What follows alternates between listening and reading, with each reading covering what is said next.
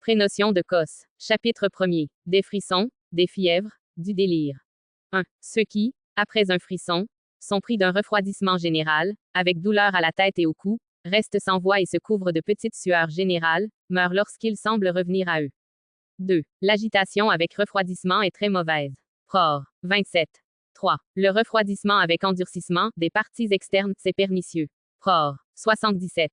4. À la suite de refroidissement, la peur et le découragement, sans raison, aboutissent à des spasmes. 5. À la suite de refroidissement, la rétention d'urine, c'est très mauvais. Pror. 51. 6. Dans le frisson, ne pas reconnaître les siens, c'est mauvais. La perte de la mémoire, c'est également mauvais. Pror. 64. 7. Les frissons avec un état comateux ont quelque chose de pernicieux. L'ardeur du visage avec sueur est dans ce cas un signe de mauvais caractère. Le refroidissement qui survient alors aux parties postérieures prélude à des spasmes. En général, le refroidissement des parties postérieures présage des spasmes. Pror. 67. 8. Les frissons réitérés qui partent du dos, et qui changent rapidement de place, sont très pénibles, ils présagent en effet une rétention douloureuse des urines. En pareil cas, de petites sueurs générales, c'est très mauvais. Pror. 75. 9. Le frisson, dans une fièvre continue, quand le corps est déjà fort affaibli, c'est mortel. 10. Ceux qui ont des sueurs abondantes, puis des frissons, sont dans un état pernicieux. À la fin, il se forment des suppurations internes, et il survient des perturbations d'entrailles. Pror. 66. 11. Les frissons qui partent du dos sont les plus insupportables, mais celui qui a du frisson le 17e jour, et qui en est repris le 24e, est dans un état difficile. 12. Ceux qui ont des frissonnements continuels, de la céphalalgie, et de petites sueurs générales, sont dans un mauvais état. 13. Ceux qui ont des frissons et des sueurs abondantes sont dans un état très difficile. 14. Les frissons réitérés avec stupeur sont des frissons de mauvais caractère. Pror. 35. 15. Quand le frisson survient vers le 6e jour, la crise est difficile. 16. Tous ceux qui dans un état de santé apparente sont pris de frissons réitérés deviennent empaïématiques par suite d'hémorragie. 17. Le frissonnement et la dyspnée dans les souffrances de poitrine sont des signes de phtisie. 18. À la suite de suppuration du poumon, des douleurs vagues au ventre, à la région claviculaire, et un râle avec anxiété, indiquent que les poumons sont remplis de crachats. 19. Ceux qui ont des frissonnements, de l'anxiété, un sentiment de lassitude, des douleurs aux lombes, sont pris de relâchement du ventre. 20. Mais avoir des frissons avec une sorte de paroxysme, surtout la nuit, de l'insomnie, un délire loquace, et, pendant le sommeil, lâcher ses urines sous soi, aboutit à des spasmes. Pror. 101. 21. Des frissons continus dans les maladies aiguës, c'est funeste. 22. À la suite d'un frisson, la prostration avec douleur de tête, c'est pernicieux. Dans ce cas, des urines sanguinolentes, c'est funeste. 23. Le frisson avec opistotonose tue. 24. Quand il y a eu des frissons, en même temps que des sueurs critiques, et que le lendemain, après un frisson que rien ne justifie, il y a de l'insomnie et absence de coction, je pense qu'il surviendra une hémorragie. Pror. 149. 25. Après le frisson, la rétention des urines est dangereuse et présage des spasmes, surtout quand il y a eu préalablement assoupissement profond, et dans ce cas on peut s'attendre à des parotides. Pror. 155. 26. Dans une fièvre irrégulière, les frissons qui redoublent suivant le type Tritaiophie sont des frissons de très mauvais caractère, mais ceux qui redoublent irrégulièrement, quand il y a des spasmes avec frissons et fièvre, sont pernicieux. 27. L'aphonie qui vient à la suite d'un frisson est dissipée par un tremblement. Un tremblement qui survient délivre ceux qui sont repris de frissons. 28. Ceux qui à la suite d'un frisson éprouvent de la prostration avec céphalalgie sont en danger. Chez ces individus, des urines teintes de sang, c'est mauvais. 29. Chez ceux qui ont le frisson, il y a suppression d'urine. Pror. 110. 30. Dans la fièvre, un spasme, des douleurs aux mains et aux pieds, sont des signes de mauvais caractère. L'invasion subite d'une douleur à la cuisse est encore un signe de mauvais caractère. Une douleur au genou, ce n'est pas bon non plus. Mais s'il y a de la douleur au mollet, c'est un signe de mauvais caractère. Il en est de même du délire, surtout quand il y a un énéorème dans les urines. 31. Les fièvres produites par des douleurs aux hypocondres sont de mauvaise nature. Quand il y a complication de casus, c'est très mauvais. Pror. 56. 32. Les fièvres sans intermittence, accompagnées de petites sueurs réitérées et de tensions aux hypocondres, sont le plus souvent des fièvres de mauvais caractère. Dans ce cas, les douleurs qui se fixant à l'acromion et à la clavicule sont funestes. 33. Les fièvres azotes du type Tritaiophie sont des fièvres de mauvais caractère. 34. Dans la fièvre, la mutité, c'est mauvais. 35. Les malades pris d'un sentiment de lassitude, d'obscurcissement de la vue, d'insomnie, de coma, de petites sueurs, et du retour de la chaleur fébrile sont dans un mauvais état. Pror. 74. 36. Ceux qui éprouvent un sentiment de lassitude avec frissonnement, après de petites sueurs critiques, et après un retour de la chaleur fébrile sont en mauvais état, surtout s'il survient une épistaxis. Ceux qui dans ces circonstances deviennent ictériques, avec coloration prononcée de la peau, meurent, ils rendent préalablement des matières stercorales blanches. 37. Les fièvres thyréophyses erratiques, lorsqu'elles se fixant au jour pair, sont rebelles. 38. Ceux qui dans les jours critiques, sont agités sans suer, et qui éprouvent un refroidissement général, comme aussi tous ceux qui ne suent pas et qui éprouvent un refroidissement général sans qu'il y ait de crise, sont dans un mauvais état. Pror. 61. 39. Ceux qui après cela, ont du frisson, puis des vomissements de matière sans mélange, et qui sont pris d'anxiété, de tremblement avec fièvre, sont en mauvais état. La voix est comme dans le frisson. Pror. 42. 62. 40. Après un saignement de nez, le refroidissement avec de petites sueurs, c'est mauvais. Pror. 126. 41. Ceux qui ont de petites sueurs générales, qui restent sans sommeil, qui sont repris de la chaleur fébrile, sont en mauvais état. Pror. 68. 42. Ceux qui ont de petites sueurs dans une fièvre sont dans un mauvais état. 43. Chez ceux qui ont des selles bilieuses, une douleur mordicante à la poitrine, de l'amertume à la bouche, c'est mauvais. 44. Dans les fièvres, quand le ventre est ballonné, et que les vents ne sortent pas, c'est mauvais. 45. Les individus pris de lassitude, de hoquet, de catoquet, sont dans un mauvais état. 46. Ceux qui ont de petites sueurs avec des frissonnements légers et fréquents qui partent du dos, sont dans un état insupportable. Cet état présage une rétention douloureuse des urines. En pareil cas, avoir de petites sueurs, c'est mauvais. Pror. 75. 47. Taire quelque chose d'insolite, par exemple, diriger son attention sur ce qui n'est pas familier, ou le contraire, c'est funeste, c'est aussi le prélude d'un délire imminent. 48. Du soulagement quand les signes sont mauvais, aucun amendement quand ils sont favorables, c'est également fâcheux. Pror. 52. 49. Dans les fièvres aiguës, quand les malades ont des sueurs, surtout à la tête, et qu'ils sont dans un état pénible, c'est mauvais, principalement avec coïncidence d'urine noire. Si à tout cela se surajoute le trouble de la respiration, c'est mauvais. Pror. 39. 50. Quand les extrémités passent rapidement par des états opposés, c'est mauvais. Quand il en est de même de la soif, c'est funeste. Pror. 43. 51. Une réponse brutale faite par un malade habituellement poli, c'est mauvais. L'acuité de la voix, c'est également mauvais. Chez ces individus, les parois des hypochondres sont rétractées vers les parties profondes. Pror. 44. 45. 52. À la suite d'un refroidissement avec de la sueur, le prompt retour de la chaleur fébrile est mauvais. Pror. 66. 53. Ceux qui, dans les maladies aiguës, ont de petites sueurs et de l'agitation sont clan un mauvais état. 54. Se trouver dans un état de prostration que rien ne justifie sans qu'il y ait eu de déplétion vasculaire, c'est mauvais. Pror. 40. 55. Dans une fièvre, un tiraillement comme pour vomir, lequel n'aboutit qu'à la salivation, c'est mauvais. 56. De rapides alternatives de narcotisme, c'est mauvais. 57. Des épistaxis très peu abondantes, sont très mauvaises clan les maladies aiguës. 58. En général, il est mauvais, dans une fièvre aiguë, que la soif est cessée contre toute raison. Pror. 57. 59. Ceux qui tressaillent à un simple attouchement des mains sont dans un mauvais état. 60. Ceux qui dans le cours d'une fièvre causale sont affectés de tumeurs avec assoupissement et torpeur, meurent paraplectiques s'il survient une douleur au côté. 61. Dans les maladies aiguës, de la suffocation quand le pharynx n'est point tuméfié, c'est pernicieux. 62. Quand le péril est imminent, arrivent les petits tremblements et les vomissements érugineux. La production d'un petit bruit pendant la déglutition des liquides, celle d'un son rauque causé par la sécheresse de la gorge, la difficulté d'avaler à cause de la respiration saccadée comme dans la toux, sont des signes pernicieux dans les maladies aiguës avec refroidissement. 63. Les érythèmes aux mains et aux pieds sont des signes pernicieux. 64. Ceux qui ont la respiration anélante, qui sont abattus, dont les paupières sont entr'ouvertes pendant le sommeil, meurent en présentant une couleur ictérique très foncée. Ces malades rendent préalablement des excréments blancs. 65. Dans les fièvres, une extase silencieuse, chez un malade qui n'est pas aphone, c'est pernicieux. Pror. 54. 66. Des ecchymoses survenant dans une fièvre présagent une mort imminente.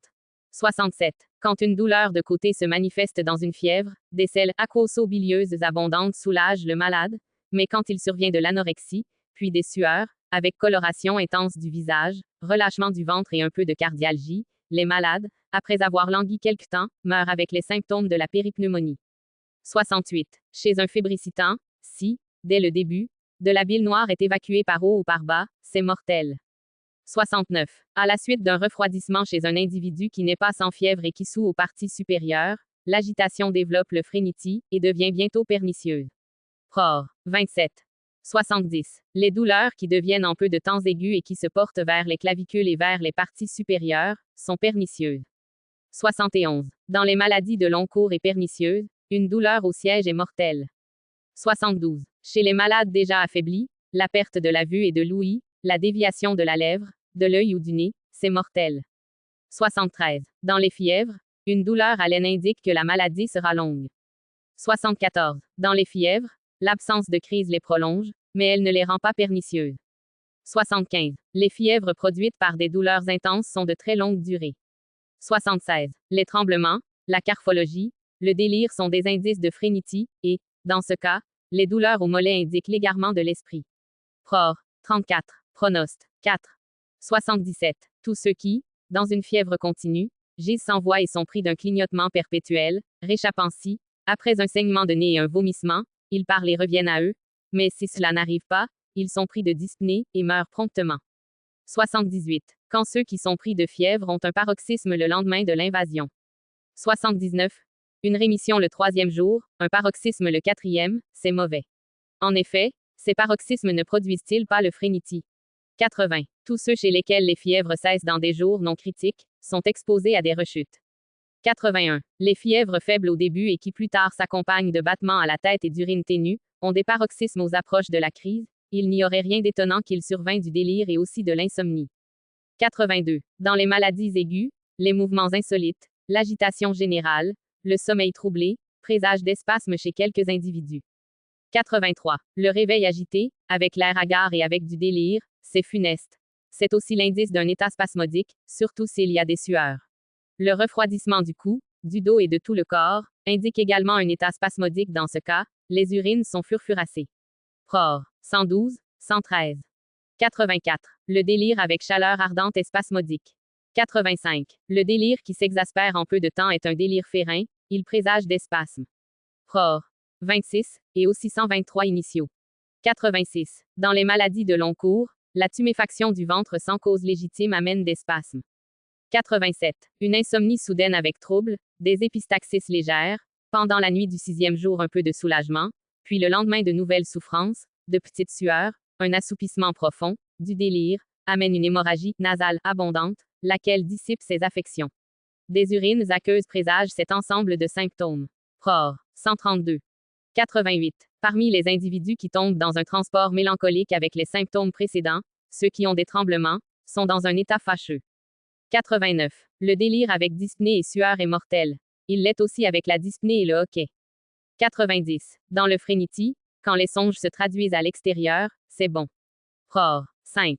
91. Dans le phrénitie, des selles blanches, de l'engourdissement, c'est mauvais. Dans ce cas, le frisson est très mauvais. Pror. 13. 92. Dans le phrénitie, le calme au début, puis des changements fréquents dans l'état des symptômes, c'est mauvais. Pror. 12, et aussi 28. 93. Parmi les individus pris d'un transport mélancolique, ceux à qui il survient un tremblement, sont en mauvais état. Pror. 14. 94. Ceux qui ont un transport mélancolique et qui sont pris de tremblements avec ptyalisme, sont-ils frénétiques? Pror. 14. 95. Ceux qui sont en proie à un transport violent, après un redoublement de fièvre, deviennent frénétiques. Pror. 15. 96. Les frénétiques boivent peu, s'émeuvent au moindre bruit, sont sujets au tremblement ou au spasme. Pror. 16. 97. Dans le phrénitie, des tremblements violents sont mortels. Pror. 9. 98. L'aberration de l'esprit, par rapport aux choses de première nécessité, est très mauvaise. Ceux qui, à la suite de cette aberration, ont des paroxysmes, sont dans un état funeste. 99. Le délire avec voix retentissante, le spasme de la langue, les tremblements de cet organe, présagent une extase. Dans ce cas, la rigidité de la peau, c'est pernicieux. Pror. 19. 100. Le délire chez un individu déjà fort affaibli est très mauvais. Pror. 8. 101. Chez les frénétiques, De fréquents changements dans l'état des symptômes annoncent des spasmes et sont funestes. Pror. 28. 102. Chez les frénétiques, le ptyalisme avec refroidissement présage un vomissement noir. Pror. 31. 103. Chez les malades qui présentent des symptômes variés, qui ont du délire avec de fréquents retours de l'état comateux, il faut s'attendre à un vomissement noir, dites-le. 104. Les paroxysmes qui tiennent du spasme produisent le catoché. Pror. 161. 105. Les petites tumeurs qui s'élèvent près des oreilles dans les maladies de long cours, s'il survient une hémorragie et des vertiges ténébreux, sont pernicieuses. 106. Les fièvres accompagnées de hoquets, avec ou sans affection iliaque, sont pernicieuses. 107. Chez les malades dont la respiration est précipitée, si la fièvre redevient aiguë à la suite d'un refroidissement avec forte tension de l'hypocondre, il s'élève de grosses parotides. Pror. 164. 108. Chez les malades qui ont de la fièvre, les douleurs survenues aux lombes et aux parties inférieures qui se portent au diaphragme en quittant ces parties, sont très pernicieuses, surtout si cette rétrocession est précédée de quelque autre mauvais signe. Mais s'il n'y a pas d'autres mauvais signes, il faut s'attendre à un MPM. Pronost. 19 initiaux. 109. Chez les enfants, une fièvre aiguë, la suppression des selles avec insomnie, des sanglots, des changements de couleur, enfin la persistance d'une teinte rouge, sont les signes d'un état spasmodique. Pronost. 24 infine. 110. Une insomnie soudaine avec trouble, des selles noires, compactes, amène quelquefois des hémorragies. 111. L'insomnie avec une agitation soudaine amène une hémorragie nasale, surtout s'il y a déjà eu quelques flux de sang. Sera-t-elle précédée d'un frissonnement? Pror. 136.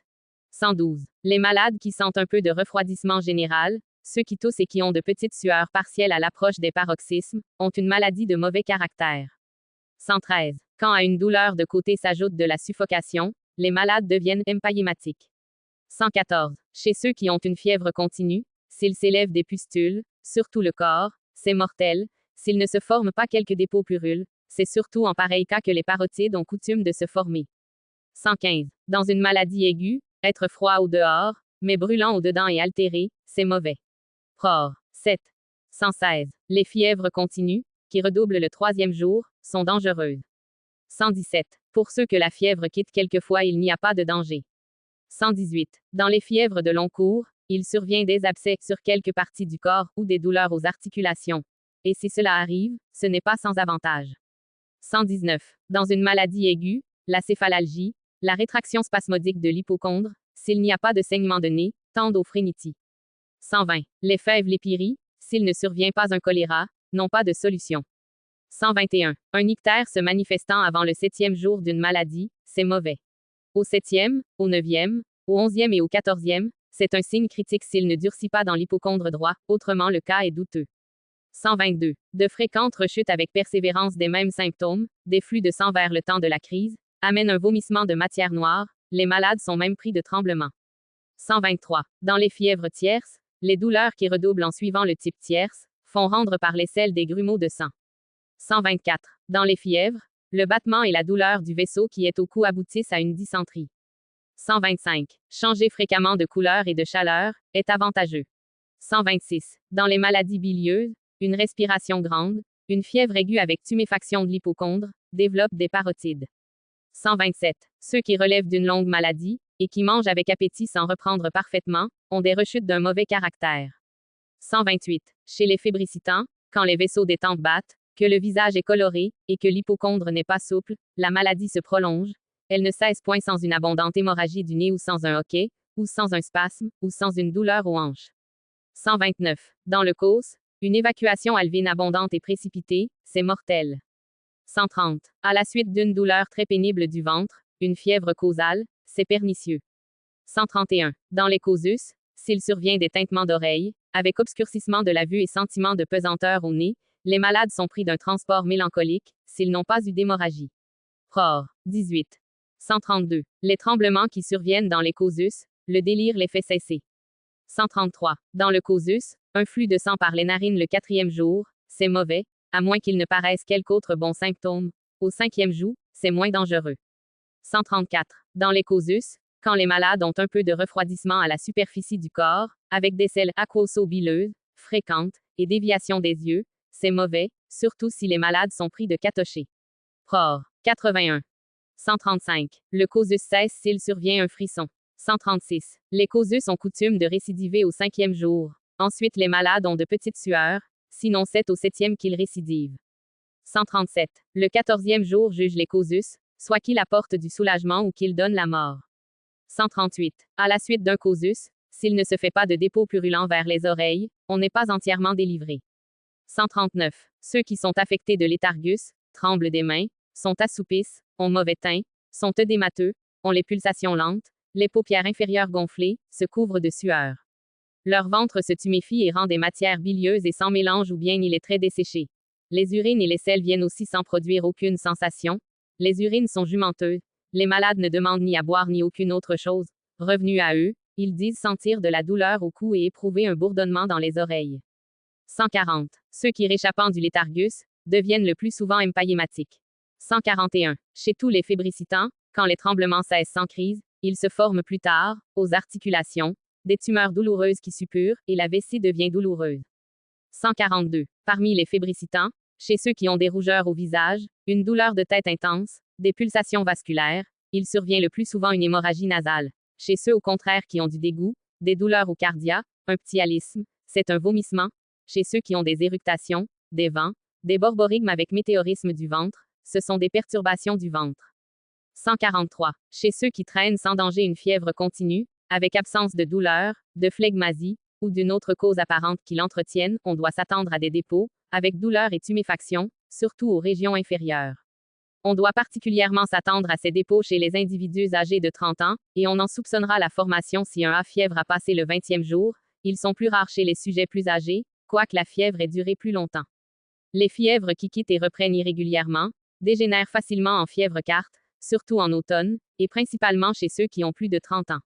Les dépôts arrivent de préférence en hiver, disparaissent plus lentement, et sont moins sujets à se répercuter à accent circonflexe l'intérieur. Pronost. 24. Initiaux. 144. Chez ceux qui ont éprouvé plusieurs rechutes, s'ils sont malades depuis plus de 6 mois, il survient ordinairement une phtisie sciatique. 145. Tout ce qui se substitue à la fièvre et qui ne présente pas les signes d'un dépôt, est de mauvais caractère. 146. Parmi les fièvres, celles qui cessent à des jours non critiques et sans signe décrétoire, récidive. Pronost. 24. Initiaux. 147. Les maladies aiguës se jugent en 14 jours. 148. Une fièvre tierce légitime se juge en 7, ou au plus tard en 9 périodes. 149. Au début des fièvres, si quelques gouttes de sang s'échappent des narines, ou s'il advient un éternuement et que les urines donnent un dépôt blanc le 4e jour, ce dépôt indique la solution de la maladie pour le 7e. 150. Les maladies aiguës se jugent par un saignement de nez qui arrive dans un jour critique, par des sueurs abondantes, par des urines purulentes ou vitrées, donnant un sédiment louable et sortant en abondance, par un dépôt proportionné à l'intensité de la maladie, par des selles muqueuses, sanguinolentes, qui sortent tout à coup et avec force, enfin par des vomissements qui n'ont pas de mauvais caractère et qui arrivent lors de la crise. 151. Le sommeil profond et sans trouble présage une crise sûre, mais le sommeil troublé et accompagné de douleurs du corps présage une crise douteuse. 152. Au 7e, ou au 9e, ou au 14e jour, les saignements de nez résolvent le plus ordinairement les fièvres. Il en est de même d'un flux bilieux ou dysentérique, de la douleur aux genoux ou aux hanches, de l'urine bien cuite aux approches de la crise, et, pour les femmes, de l'écoulement des menstrues. 153. Ceux qui, dans le cours d'une fièvre, ont une hémorragie abondante, de quelque partie que ce soit, ont le ventre relâché lorsqu'il entre en convalescence. Pror. 133. 154. Ceux qui, dans les fièvres, ont de petites sueurs générales, avec céphalalgie et resserrement du ventre, sont menacés de spasmes. Pror. 115. 155. Le délire qui s'exaspère en peu de temps, est un délire férin et présage un spasme. Pror. 26 et 123. 156. La fièvre survenant dans le spasme, le fait cesser le jour même ou le lendemain matin, ou le 3e jour. 157. Le spasme survenant dans la fièvre et cessant le jour même, c'est bon. Mais, dépassant l'heure à laquelle il avait commencé, et ne cessant pas, c'est mauvais. 158. Ceux qui ont des fièvres intermittentes, et chez lesquels la chaleur fébrile modérée se montre irrégulièrement, le ventre étant météorisé et ne rendant que peu de matière, ont des douleurs lombaires après la crise.